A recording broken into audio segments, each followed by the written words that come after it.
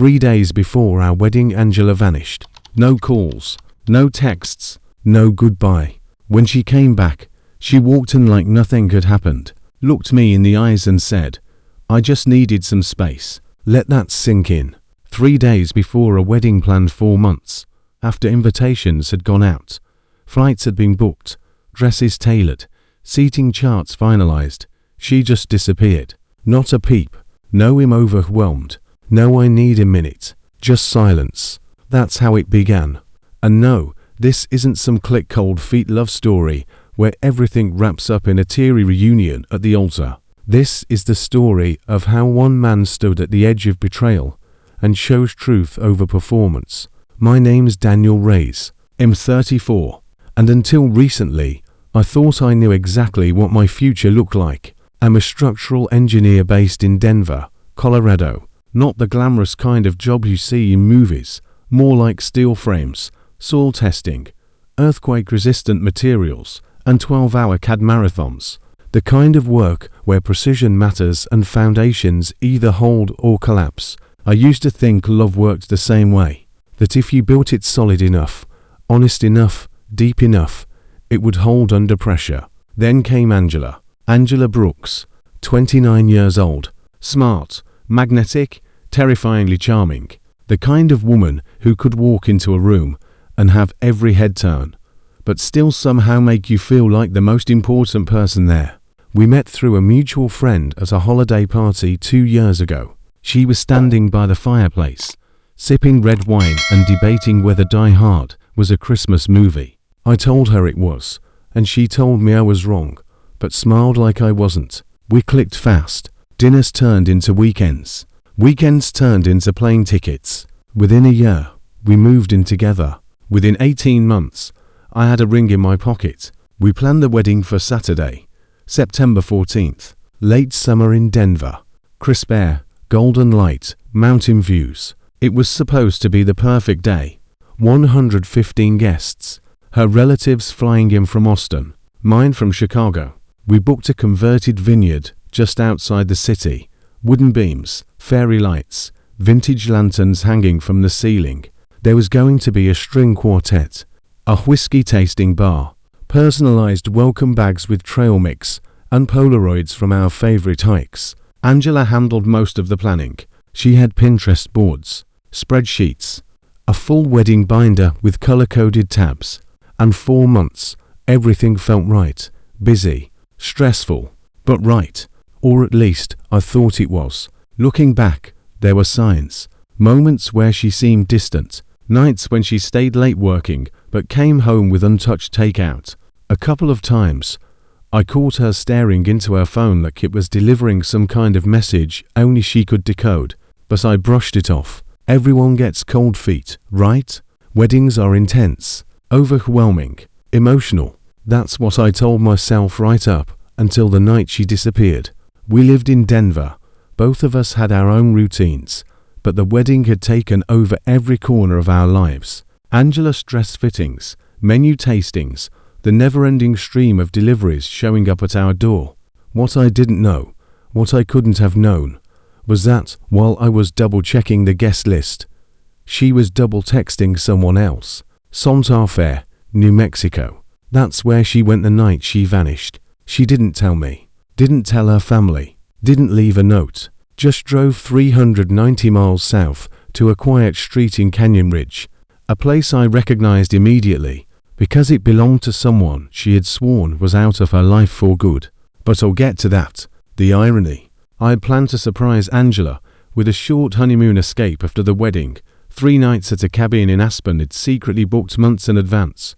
No phones, no service. Just us, a lake, and silence. Funny how things change. Because after the wedding didn't happen, I still went, just not with her. So this is where it starts, with a missing bride, a gut instinct, and a truth that took everything I thought I knew and ripped it to pieces. 3 days before the biggest commitment of our lives, Angela walked out. But she wasn't just running away from pressure. She was running towards something else. And when I found out what, and who that was, I didn't cancel the wedding. No, I gave her the aisle. I gave her the guests. I gave her the dress, the music, The illusion she had worked so hard to build. And then I took it all apart, one truth at a time. It started on a Wednesday evening, 3 days before the ceremony. We were at Angela's parents' house for dinner, a final check-in with family, before the wedding chaos peaked. The living room looked like a war room, cake sample boxes stacked on the coffee table, seating charts taped to the wall, half-drunk glasses of champagne on the counter. Her mom was triple-checking RSVP cards, while her dad argued with the caterer over shrimp quantities. Angela was quiet, not sad, not angry, just somewhere else. She barely touched her pasta, spent half the meal glancing at her phone, excusing herself to the hallway with vague mentions of the planner. I thought it was just nerves, the kind of bridal stress that bubbles over when the pressure hits 100%. I asked if she was okay. She smiled, kissed my cheek. Just tired, she said. I'm gonna take a long bath and pass out early. I told her I'd go grab a drink with Elijah, my best man, then head home. She nodded, grabbed her coat, and left. That was the last normal moment, because after that nothing happened. No text, no check-in, not even the usual goodnight emoji she'd been sending every night for the past 4 years. By 11:45 p.m., I was calling, straight to voicemail. Tried again at 12:30, 2 rings, then silence. I figured maybe she fell asleep, maybe her battery died, but by 2 a.m., my gut was screaming. I called her mom. Nothing. I texted her maid of honor.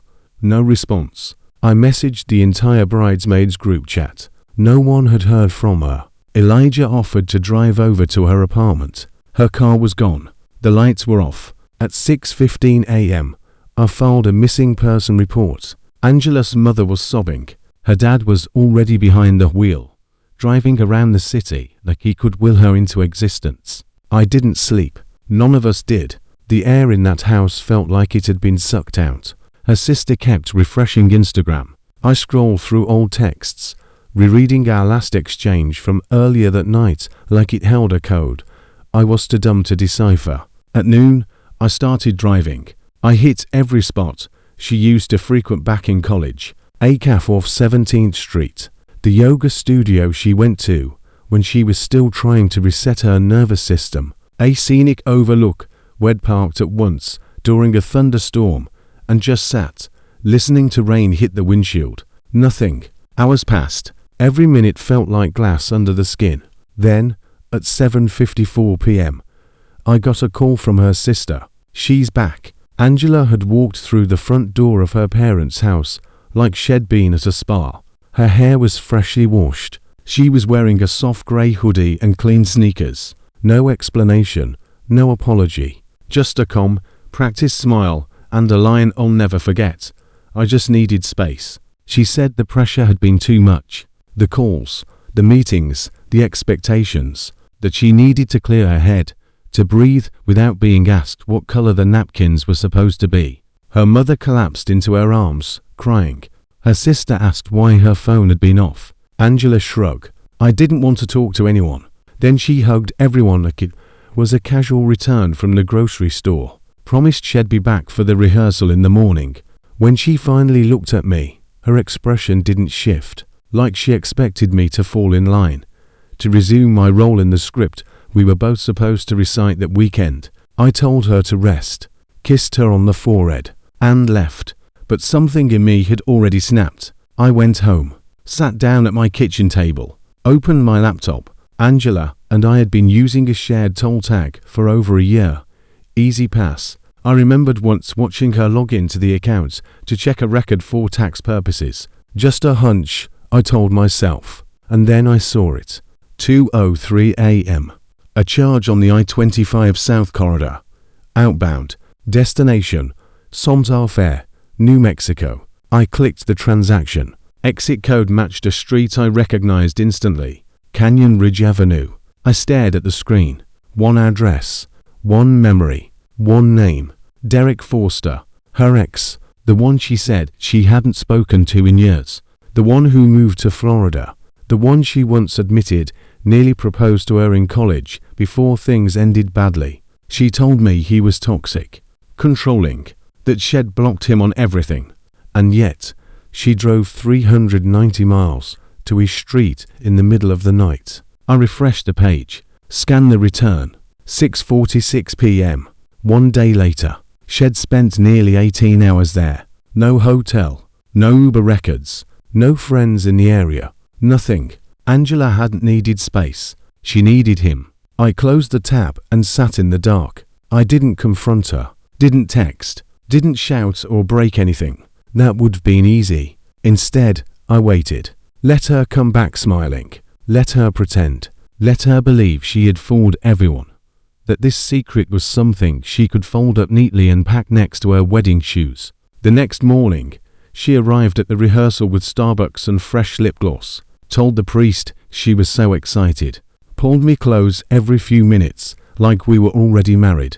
At one point, she leaned over and whispered, "Promise me you're not gonna cry tomorrow." I looked her dead in the eye. "Only if you surprise me." Her bridesmaids laughed. She smiled like everything was perfect. But the truth was already waiting. I had already begun rehearsing my part. Not for the wedding, for the ending. The morning of the wedding, I woke up before the sun. No alarm, just a pulse of clarity that hit me like cold water. I took a long shower, shaved, got dressed in the tuxedo I never planned to wear past noon. I tied the tie twice, not because I was nervous, but because I wanted it to look exact. When I looked in the mirror, I didn't see heartbreak anymore. I didn't see confusion. I saw something calmer, something sharper. Not anger, not grief, just stillness. The kind that comes when you've already made peace with what comes next. At 9:12 a.m., I got a text. "Angela, on my way to the church. Can't wait to see you." I didn't reply. At 10:40, guests started arriving. The ushers handed out programs. The pianist started in with soft classical music that echoed through the stone walls. I watched from the side, hands folded, smiling politely. Everything moved around me like a film I wasn't really part of anymore. At 11:03 a.m., Angela's father came over and gave me a strong, lingering hug. "You're the best decision my daughter ever made," he said, eyes damp. "Welcome to the family." I smiled. "Thank you, sir." At 11:19 a.m., the photographer asked for a few solo shots. I obliged. I wanted there to be evidence, proof that I had shown up. I had been there. I hadn't run. At 11:32 a.m., the priest peeked out from behind the altar and gave me a thumbs up. "Ready when you are." I took my place at the front. The pianist shifted to canon in D. Guests stood. Phones rose. Heads turned. The church door swung open. And there she was, Angela, wearing the strapless ivory gown she had dreamed of for months.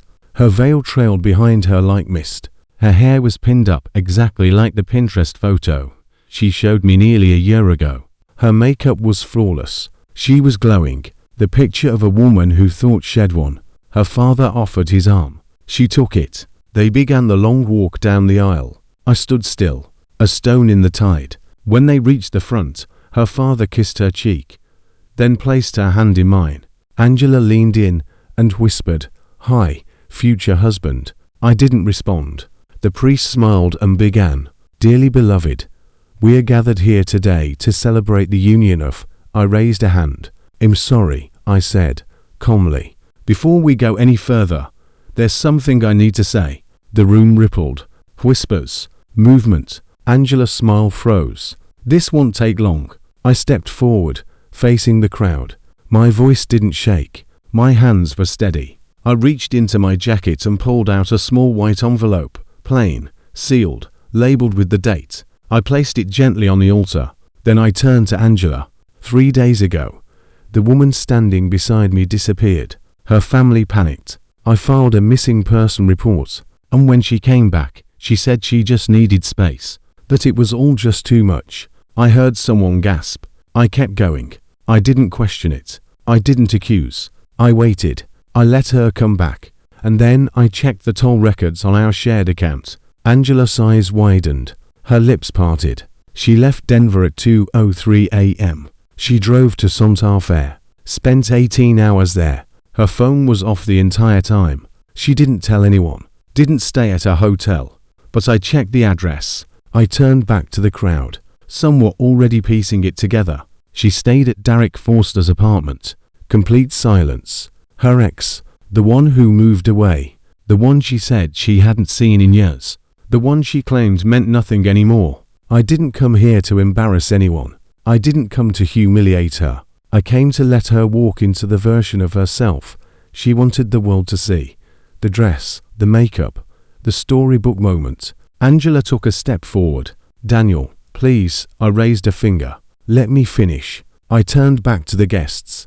I'm not going to marry someone who lies that easily, that deeply, that close to a promise that's supposed to last forever. Chairs creaked. Guests looked at each other, unsure whether to stand or stay frozen. I already cancelled the honeymoon.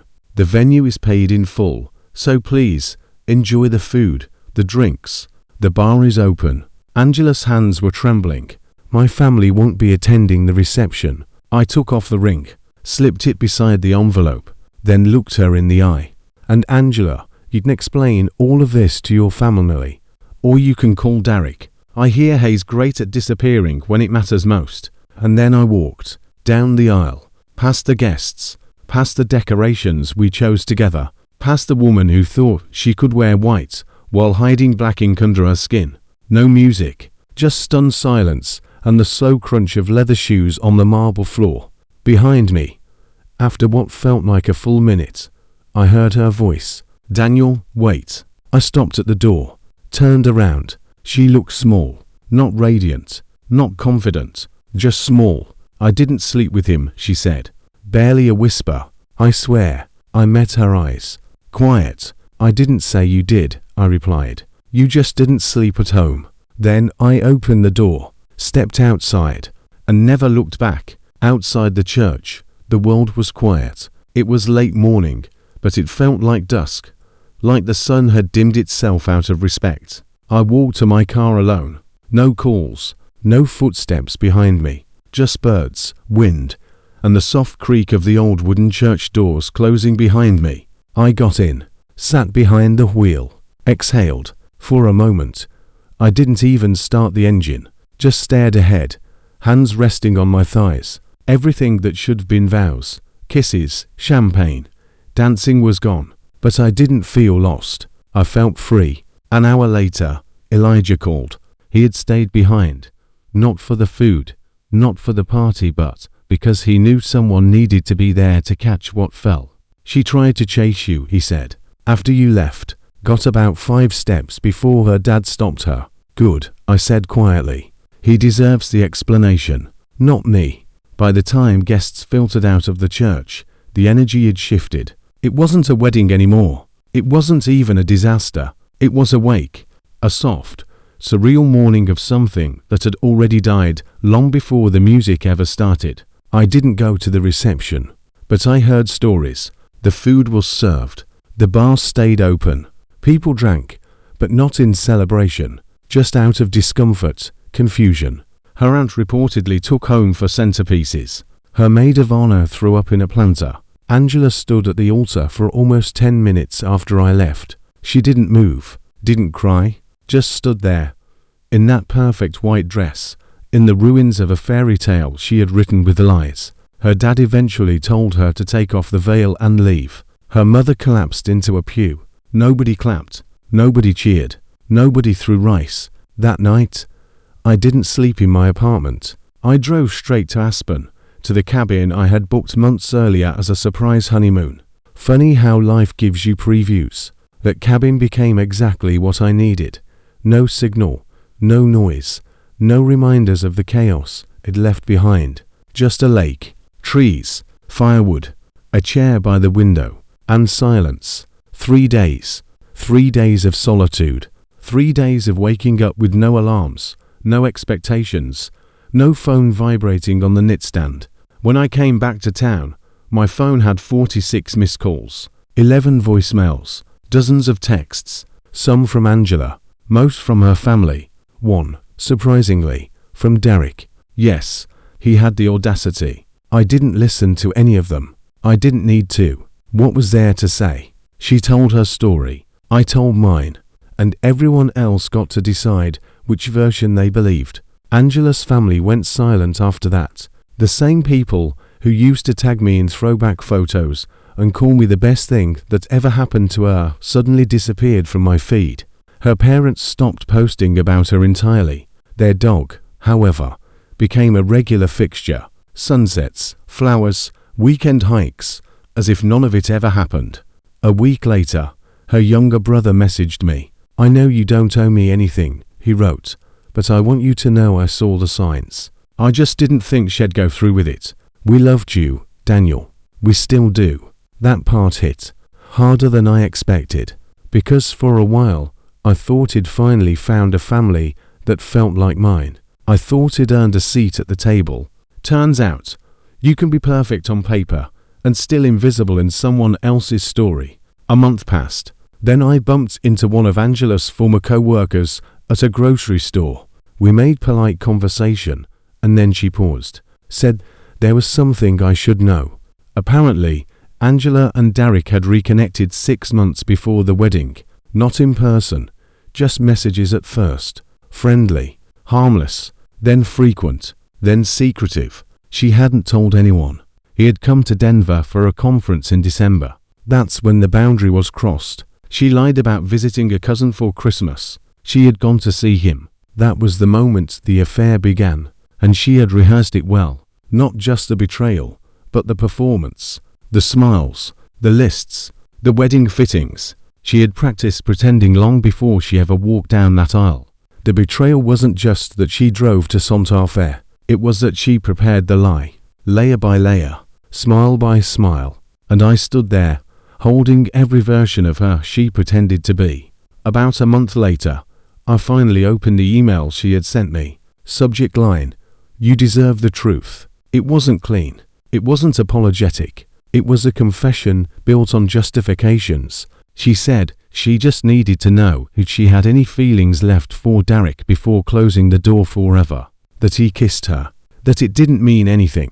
That she panicked. She never actually denied sleeping with him. She blamed stress, pressure, the wedding, her mom, herself. Said she'd always been good at self-sabotage.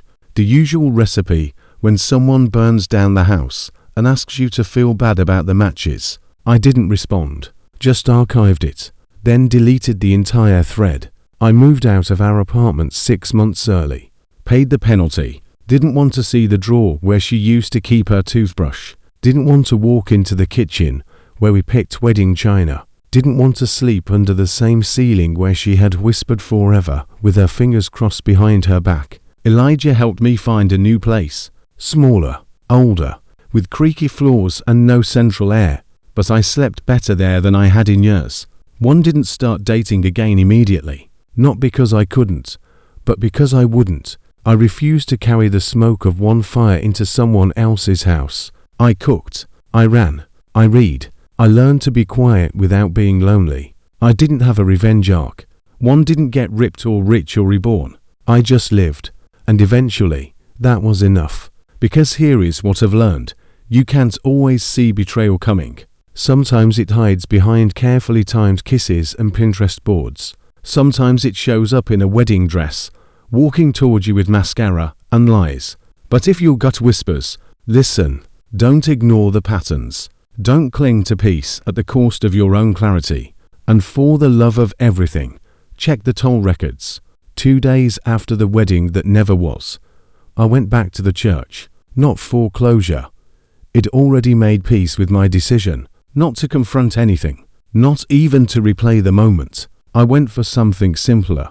I had a small box in my hands, my grandfather's watch. My mom had given it to me the day before the ceremony. Said it was the one her father wore on his own wedding day. She wanted me to wear it as a symbol of legacy, of love that lasts. I couldn't keep it, not because it was cursed, not because I believed in omens, but because I didn't want that memory, that moment, tethered to something so sacred. So I returned it. No drama, no tears. I handed it to my parents in the parking lot. My mom hugged me like she was the one who had something to ask forgiveness for. My dad nodded once, slow, the way men do when they're holding something heavier than words. He didn't say much. He didn't need to. That was his way of saying, "I've got you." Angela never tried to see me in person. She called once more, left another voicemail I didn't listen to, sent one last email a week later. The subject line read, "Just one more thing." I never opened it. I had already heard everything I needed to hear, not through her voice, but through her actions, through her silence, through the exact moment she thought no one would be watching. But people did watch. Some were there, some heard later, and when they asked me, "Why didn't you just call it off quietly? Why the public reveal?" Here is the truth. Because she needed the mirror. She needed to see herself, not the version I had tried to love, not the projection she curated for Instagram or her friends, but the raw reflection of who she had become. And she needed to see it through the eyes of the people who had believed in her the most. I didn't raise my voice. I didn't show screenshots. I didn't scream or curse or make a spectacle. I let her lie walk down the aisle. I let it wear white, and then I stood next to it in silence, while the truth walked in behind her. That's what betrayal looks like in real time. Not a slap, not a headline, not a scream. It's stillness. It's the quiet collapse of a house you built together, while the person you trusted lights the match from the inside. And here is what no one tells you about betrayal. It doesn't need to roar. It can whisper. It can smile. It can kiss you goodnight and still be gone by morning. So if you're listening to this, if you've ever had that gut feeling, that twist in your stomach that tells you something's off, listen to it. Not because you're paranoid, but because your soul has better instincts than your excuses. You don't owe loyalty to a lie. You don't owe your silence to protect someone else's performance. You don't have to walk down the aisle just because the guests are already seated. Trust your body. Trust the moments when your breath shortens without reason. Trust the patterns, the pauses, the missing pieces in the middle of someone's story. And above all, trust the silence. Because silence is never empty. It's full of the things we're too afraid to say out loud. I'm not a bitter man. I'm not broken. I don't wish Angela harm. I don't hope for karma. I don't need to see her fail to feel like Yvonne. Because I didn't just walk out of that church. I walked into myself. A version of me who no longer tolerates half-love.